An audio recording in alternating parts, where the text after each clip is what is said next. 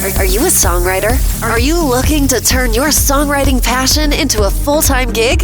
Whether you are just at the start of your songwriting journey or a seasoned industry professional, this show is made for you. Welcome to the Songwriter Show, bringing together songwriting news, interviews, and community. Now, welcome your host, Sarantos. Thank you so much for tuning in, and welcome back to the Songwriter Show, right here on Reality Radio 101. I'm your host, Sarantos. I'm a solo music artist who's been writing lyrics for as long as I can remember.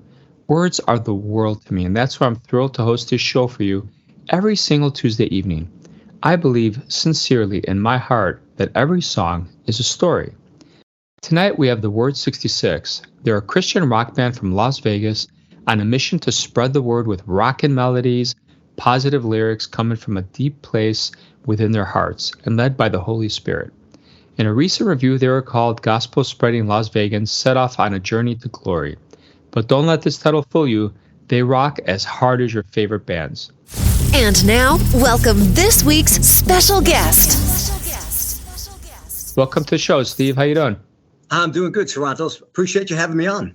You're welcome, man. So I gotta say, you guys are from Vegas. I was just in Vegas last week, my friend. And first of all, I have to say, Vegas can get hot, but what a cool place, man. You guys got everything now. You know what's really funny is that when you live in a place like this, it's like you don't even see it anymore. You know, This is a place where everybody comes, you know, from all over the world. It's probably one of the biggest tourist attractions in the world. And, you know, when you live here, it's like you don't even go by the Strip. Really. You try to avoid it, actually. The Strip is definitely lively and it's fun. But you guys, now you got a football team. I heard you're trying to get a baseball team. It's just basketball. You guys just, there's so much money there. And unfortunately, you know, money can buy anything. So I guess that's one thing you guys got going for you. Oh, yeah, for sure. There's no shortage of cash here. Yeah. And of course, we do have the football team. And from what I understand, I believe that we are getting the Oakland A's. I believe that they're looking at property right now. Yeah, they were talking about that when I was there, too. So, well, that's cool. Yeah, I love baseball. Yeah. So tell us a little bit about what you got going on, man. What's new for you guys? Well, we have a new record coming out. It's called Rock and Roll Preaching. And it should have been out quite a while ago. So we were signed to this one label, and luckily, or happy to say, that contract ran out. So it wasn't a great experience. So we actually have 4 deals on the table at the moment. And we actually had signed with another label, and they're overseas. And there were some red flags going on right off the bat. And I had approached the owner about these things, and he kind of blew a fuse. Really? Yeah, and we went kind of crazy, and he sent me this really unprofessional, nasty email and everything. And he's like, you know something, I'm tearing up your contract and blah, blah, blah, blah, blah. So we were waiting to actually put it out on one of these labels. And to be honest with you, I'm kind of iffy about the other labels as well. So we had decided for the moment, since it's taken so much time, to at least put one of the tracks out and do a video for one of the songs on the record. So tell us a little bit about this new song that we're going to hear in about 5 minutes. It's called The Chosen One.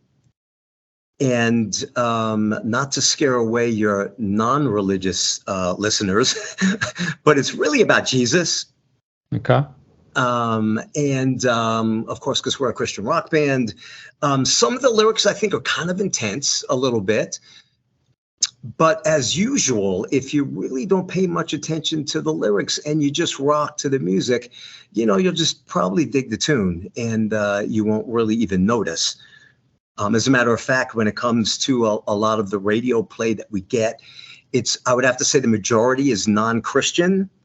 And we've heard a million times from radio stations that if they didn't read our bio, they wouldn't know that we were a Christian rock band. That's probably a good thing, right? Because then you don't have closed-minded people or people that don't want to listen to that type. They might give you a shot. Right. And then, of course, there are people that just don't want to play Christian rock. So those people won't do anything with us. But again, we try to tell people, to have an open mind. It's not like we're, I don't know, in real life, we're not crazy Christians. You can have conversations with us. We're not always talking about God and Jesus and all that kind of stuff. We're normal people, and we talk about normal things. No, I think that's very cool, man. Tell us a little bit about this new direction, this new CD. Are you guys experimenting? Are you still doing kind of rock, or what are you guys doing? Yeah, we're still doing the same thing. I think this record's probably a little bit harder. We've got a little bit of heavier sounds than the first EP. We also were very fortunate to have Danny Miranda, who's been in Queen and Blue Oyster Cult for many, many years, actually playing bass on the record. Okay, that's kind of cool. Yeah, it's really cool. Danny's a great guy, and he's a fantastic bassist. He comes up with some great bass lines, and they really flow with the tune really well. But we also have a ballad, which will probably be the next single that we're going to put out as well. It's called How Will I Know? And it's basically about a single person wondering when God is going to send them their Eve, so to speak. Yeah, it's pretty cool. We're really excited about it. And we're hoping that it can cross over more into the Christian contemporary market as well. Cool. Do you guys feel like you get an unfair shake being from Vegas? People kind of have this inherent bias when you just say Vegas, and it's almost like a little ironic, right? That you're based in Vegas and you got the Christian thing going on. It's almost like people might not know what to think about you guys. Oh, no, that's not true at all. Las Vegas is the Christian capital of Christian music. I'm just kidding. Yeah. I was like, wait, what? We always do that, and they go, what? Yeah. That's how you can tell if they're listening, right? If they like, yeah, sure. You're like, okay, this guy's not listening to me at all. Right. Yeah, so it is kind of ironic. Of course, we have that title of Sin City that somebody gave us many years ago. And but there's a lot of good stuff that goes on here in Vegas as well. So you do have the meatheads that come here, and they still believe in that what happens in Vegas stays in Vegas. Which is, I don't think it's true, but I don't know. I'm not a young kid doing the crazy stuff out there, so I'm not sure. But yeah, there is a definitely a rap out here, and but I don't know. I don't think people hold that against us. Yeah. When you look at your fondest musical memory, tell us what it is. As far as what? What do you mean? Anything. Could be as a kid growing up. Could be Vegas. Could be touring. When I was a little kid, I knew that I always wanted to be a musician. I knew that was going to be what I was going to do in my life. And I remember that, like, when my family would be out, I shouldn't be telling you this. When my family would be out, I used to, grab something and make believe it was a microphone and kind of make believe I was, a rock star, and I was singing music. Actually, I still do that today. Hey, so do I. We'll black that part out. Yeah. But yeah, I remember those kind of things, and I remember getting my first guitar too, and I took a little bit of lessons at first just to get an idea how to play, and I just knew that being a lead guitarist and playing, improvising on solos and things, that it really had to be something that was kind of built in you, something you were born with. So I remember just kind of putting music on and just playing stuff. Some of it pretty awful. Took a little time to develop, a few years. Actually locked myself away at one point for a long time. And I used to play like 10, 12 hours a day. Wow. So I think that was probably some of my my biggest memories of learning how to play. So basically you weren't committed at all. 10, 12 hours, that's just slack in there. Yeah. I had my backup plan. What was your backup plan, Steve? McDonald's. Okay. Being the best French fry guy that's in town. Yeah. Hey, you know what? I've heard of worse backup plans than that. So work is work. Yeah, just messing, man. I actually never worked in a fast food place. Happy to say. But there was no backup plan, really. I mean, that's really all I wanted to do. Yeah, okay. This song that we're going to hear, I'll tell you what, before we take a listen to it, tell us about any follow-up music you got coming out after this song. Similar style, different style, what else is cooking? We got a ton of stuff that's unrecorded, and I really can't wait to get back in the studio. Every song, I'm happy to say, has its own identity. So we're not really one of those bands that, write one song and just rehash it for like 10 albums. I can think of a couple bands off the top of my head that do that. So every song had its own identity, and it's some pretty cool stuff. Some of the lyrics that I write, like I said, can get kind of intense. And it's funny because I was just talking to this one guy in this other band the other day, and he's in the UK. And he was saying, hey, man, he said, you've really got some, I guess I could say balls. He said, you really got some balls doing what you do, he says, because you don't really hide the fact that you're a Christian band. Yeah. There's a lot of Christian bands out there that are very popular, and they really don't mention, there's no references of God, there's no references of Jesus. I mean, it's really hidden. And I believe that's why God had called me to do this project, because I don't hide the fact. And I like to put scripture a lot of times in some of my songs as well. That's cool. So, hey, you know what? Music is the one thing. It inspires so many people, so many different cultures, so many different nationalities and different genres. And there's nothing wrong with picking one.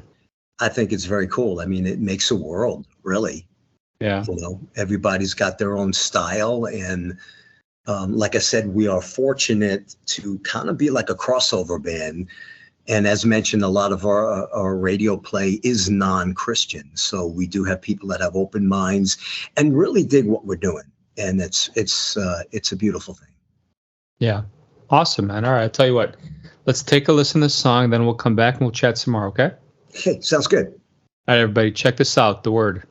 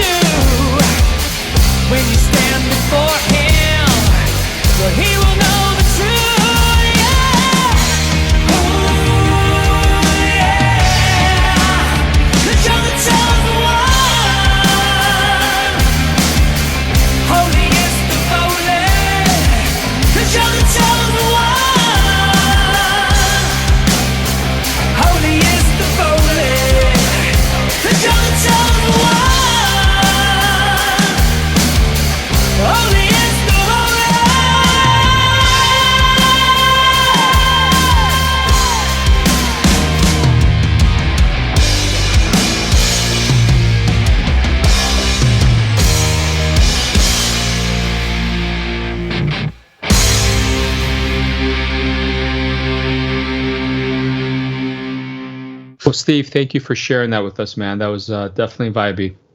Thanks. I appreciate it. Like You're I said, we're welcome. getting some really great vibes on it, and people are really loving the track. And we're getting featured on a ton of radio stations and magazines, and so far so good. What would you like to see changed with the world of music? If you could change any one thing, what would it be? That's a tough question. The only thing that really comes to mind at the moment would be the whole download thing. There used to be, of course, where the musicians would put out some music and people would buy their records and buy their CDs, and you could make a ton of money that way. Now, pretty much nobody really buys those things anymore. And everything is downloads. And of course, the amount of money that the artists get for people downloading your music is really a joke. You think? It's like you can have like a ridiculous amount of downloads, and you could take that money and buy yourself some breakfast. You know what I mean? Yeah, it's hard, man. There's no doubt about that. It's definitely an interesting world. And guys like me, right? You're an indie artist and you're just going to try to do what you can for exposure. So you put your stuff for free everywhere. And it's, we're all just trying to swim in the same ocean. And some of us have bigger boats and bigger engines behind us, but it is what it is, right. Yeah, it is. And it's not with us. It's not really a money thing per se, but of course you got to make a living. You got to pay your bills. You got to pay your mortgage, Yeah. But it's the message that we need to get out there. As I had mentioned earlier, I had this thing where I believe God gave me this calling and told me what my purpose in life was to create this music and get it out there. So also with us being on a lot of non-Christian stations, we also get to spread the word to people that maybe would not hear this stuff. And, maybe some people can listen and want to know more. Yeah, and I think the one thing I've realized, especially the older I get in my life, is there's no right or wrong. Whether we're talking about different genres of music, whether we're talking about different styles, different work schedules, some people are morning people, some people are night people. I think we can all coexist on the same planet. And that's kind of my attitude, and I'm sticking to it. Yeah, I like that attitude. It's great. Yeah. So tell us a little bit about the other band members. So we operate normally like a 3-piece, but I think it's going to be more of a 4-piece moving forward. So Lance Crane is on the drums. He's not the original drummer who was on the first EP. So Lance is the new drummer, and Brian, the vocalist, he also plays bass as well. So he doesn't really want to do that anymore. So it was perfect when we found Danny, and asked Danny if he was interested in doing the project. So he was able to take care of the bass parts for us on this new record. But moving forward, we're not really sure, to be honest with you, as far as the bassist goes. We might use Danny. It's a possibility if he's not busy. But we're kind of checking some people out at the moment. Yeah, I get you, man. Yeah. What do you think, other than the new music you got, what do you think is the biggest, most exciting thing that you guys are going to do or have to offer the world the rest of the year? Well, one thing that we were really looking forward to doing was the video for this song. So that was quite the undertaking, as being a band that's, not on a major label and doesn't have a ton of money to put into a project. It was kind of hard to find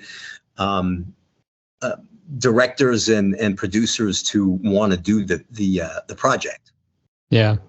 So we went through a few different people, actually.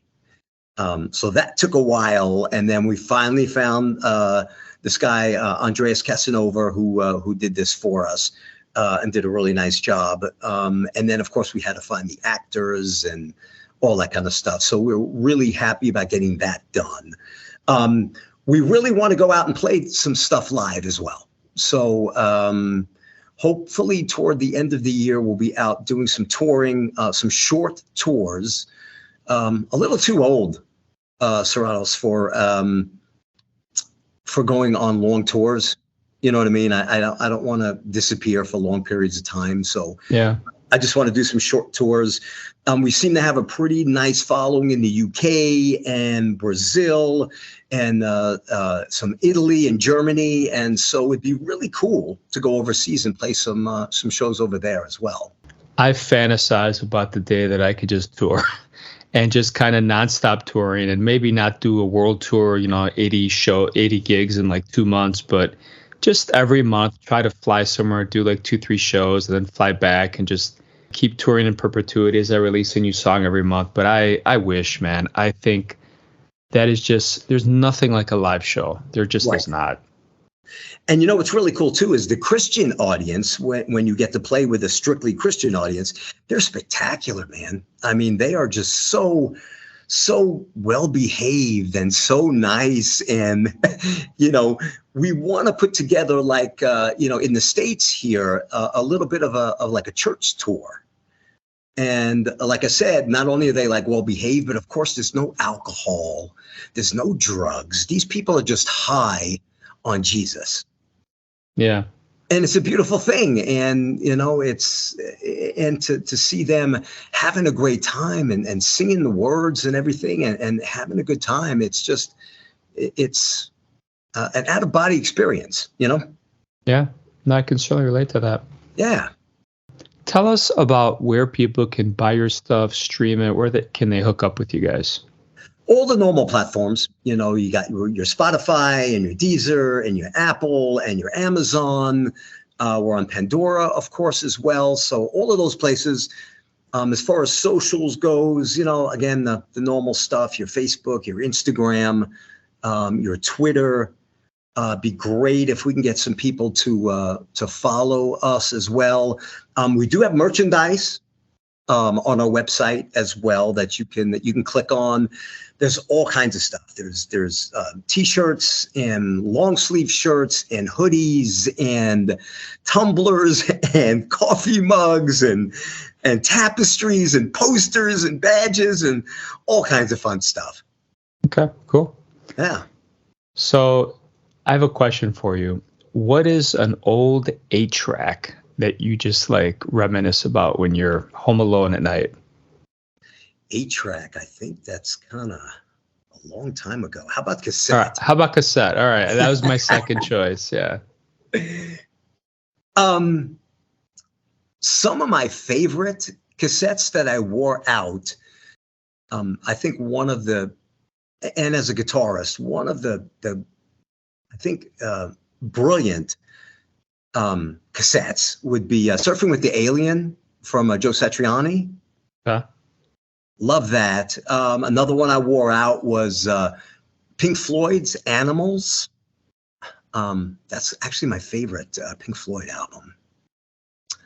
Also, I wore out some Foreigner cassettes as well. Yeah. I was a big Foreigner fan and a huge Sabbath fan. So some of those as well. Can you tell me, is anyone not a Foreigner fan? That's a really good question. It's kind of funny. Awesome. Yeah, but it's kind of funny now because there's nobody left in that band. You know, and it's basically the highest paid cover band in the world. Yeah. Well, hey, it is what it is, right? At least they're doing something. Yeah. I mean, me personally, I really wouldn't really want to go see them because, again, there's nobody really in the band and it's just really a cover band. So, but they're still doing their thing and, God bless them. They're people are going to see the shows. Yeah. All right, man. I'll tell you what, Steve, it was absolutely wonderful having you on tonight. I appreciate your time, and I know that you guys will keep cranking out some cool Christian music. We definitely will. Thanks so much, Serranos, for having me on again. I really appreciate it. And I just want to say to the fans, thanks so much for listening to our music. And if you're not really familiar, please listen to us with an open mind. Okay. All right, man. That's awesome. And to all the listeners out there, thank you so much for listening and spending a little bit of your time with Steve and I. We both hope your unique story gets heard around the world. My name is Sarantos. Please join me every Tuesday night to hear other amazing artists share their fascinating behind-the-scenes stories right here at the Songwriter Show on Reality Radio 101. Have a great night, everybody. I love you guys. In a frail room, Mama watched you grow as you sat around in Pampers, clinking pots by the stove. She taught you manners when Daddy was out of town. By that musty old table, she sat you down, talking ethics and mistakes that could be fatal. She talked about Jesus, taught you right from wrong. Worked hard, no weakness, same strong words all day long. Same old story, same old oohs. Don't act like a fool. Every handshake is important. Every handshake is a moment. Your word is your bond in this life and beyond. Though it means less today, it's important anyway.